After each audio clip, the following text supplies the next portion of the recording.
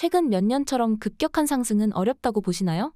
이게 그걸 하면서 인구 소멸 이렇게 얘기하는 거잖아요. 근데 그것 때문에 한 걸까요? 서울이 돈 낸다니까 몰려온 사람들이 더 많아서가 아닐까요? 인구 소멸 때문에 지방에서 올라온 사람이 눈에 보이냐고요. 아니, 물론 많이들 올라오곤 있지만 그분들 젊은 분들이잖아요. 그분들이 집 샀어요? 다 월세 살고 있던데? 돈 없으니까 서울 올라가지고 당산동이라든지 뭐 나름대로 교통 괜찮은 그런 동네에서 월세 살고들 있잖아요. 집 안 사고 못 산다고요. 그분들이 모든 걸 샀다라고 표현하는 거는 조금 과도한 해석인 것 같고, 제가 볼 때는요. 돈 있는 사람들이 뭔가를 사야 되는데 지난 몇 년간 서울이라고 하는 좋은 동네가 엄청나게 올랐단 말이에요. 그리고 전문가들이 자꾸 서울 얘기를 했단 말이에요. 그러니까 들어온 거거든요. 근데 서울이 아닌 과천은 왜 올랐나요? 그걸 어떻게 설명할 건데요? 인구 소멸 때문에 과천 갔나요? 말이 안 되잖아요. 그냥 좋은 동네이기 때문에 오른 거거든요. 사람들이 좋은 동네라고 생각하는 서울과 수도권은 그렇게 오른다라고 저는 생각이 들어요. 그거를 서울에 가지고 막 얘기를 하기에는 조금 해석이 과도하다.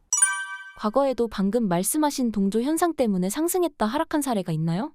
그게 가장 대표적인 게 중대형 아파트예요. 중대형 아파트거든요. 사실 우리가 지금 서울에 집착하기 시작한 지는 얼마 안 됐어요. 근데 서울에 집착하게 된 사회문화적 환경적인 요소가 있어요. 왜 그러냐면은요. 바로 제가 중대형 아파트가 유행을 했다. 그게 이제 2000년대 초반이거든요. 2000년대 초반에는 재개발이 진행이 되고 있었을까요? 재개발이 진행이 안 됐었거든요. 서울의 상당수 구도심은 슬럼가였어요. 그러면 여러분들은 슬럼가에서 살고 싶었을까요? 슬럼가에서 살고 싶지 않으셨을 거거든요. 그러니까 슬럼가에 살고 싶지 않은데 그 당시가 무엇을 하던 시기였느냐? 외곽에 신도시 개발을 하던 시기예요. 신도시 인프라가 엄청나게 좋았단 말이죠.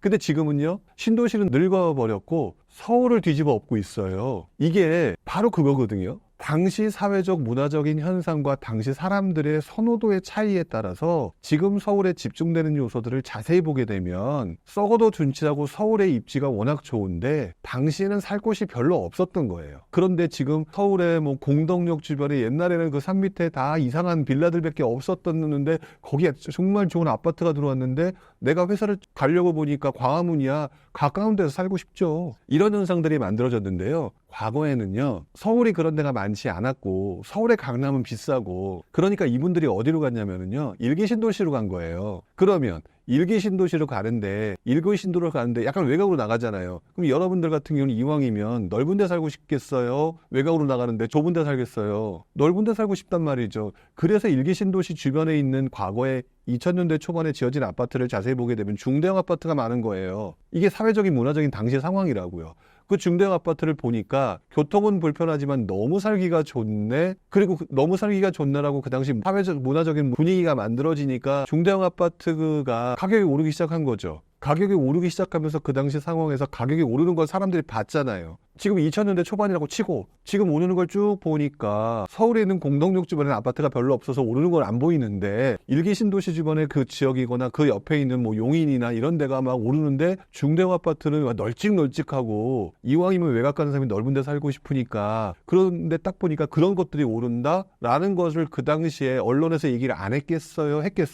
했겠죠. 그러면서 중대형 아파트가 이렇다. 그 당시 또 전문가들이 당시 올라가니까 중대형 아파트가 대세다 얘기했을까요? 안 했을까요? 했겠죠. 그래서 많은 사람들이 동조효과 때문에 중대형 아파트로 몰려간 거예요. 중대형 아파트로 몰려가니까 그 당시에 뒤늦게 집을 지었던 곳들, 교통 가까우면서도 강남 출퇴근하기 좋은 곳에서 중대형 아파트를 제일 많이 지은 곳, 용인 죽전하고 수지 같은 곳이잖아요. 그래서 그 아파트들을 과거에 아니 용인같이 외곽이 그렇게 많이 올랐네? 그래서 용인 같은 곳을 우리가 뭐라고 불렀느냐? 버블세븐이라고 부른 거예요. 버블세븐 엄청나게 오른 곳 중에 하나. 근데 그리고 난 다음에 너무 많은 사람들이 동조효과가 생기고 중대형이 오른다라는 각인 효과가 들어오니까 수요가 급증을 했다가 그래서 비싸게 됐고 많이 올랐다가 시장이 꺾이면서 많이 오른 만큼 또 거기도 영끌한 사람이 있었겠죠. 그분들이 무너지면서 용인의 중대형 같은 경우가 박살이 났던 경우가 지난장의 모습이란 말이에요. 다행히 서울은 그 정도까지 아니라고 생각해요.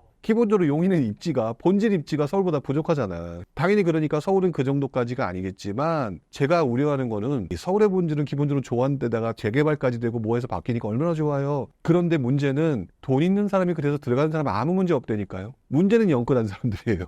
그래서 좋은 입지다 뭐다 라고 떠드는 사람들의 말에 휩쓸리지 말고 내가 감당할 수 있느냐 없느냐가 중요하단 말이에요.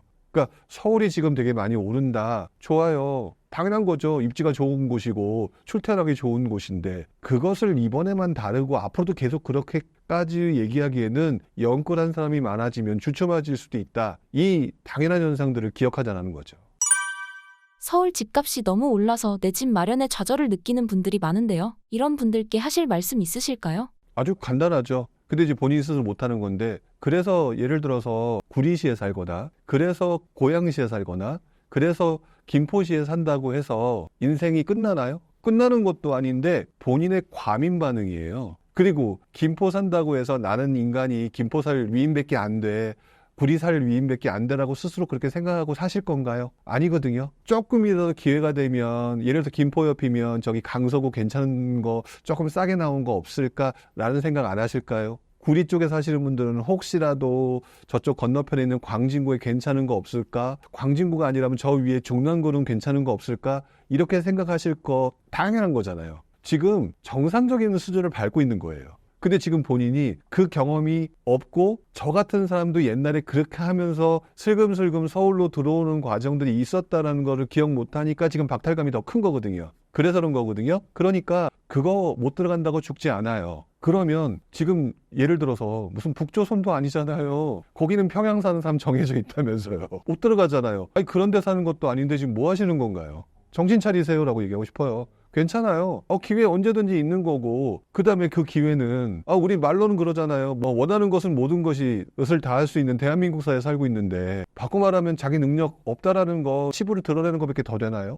그러니까 그거는 마음가짐에 따라 다른 것 같아요. 그런데 자꾸 뭔가 빨리 하려고 하니까 젊을 때는 빨리 안 하셔도 되고요. 천천히 하더라도 제대로만 하시면 되는 것 같아요.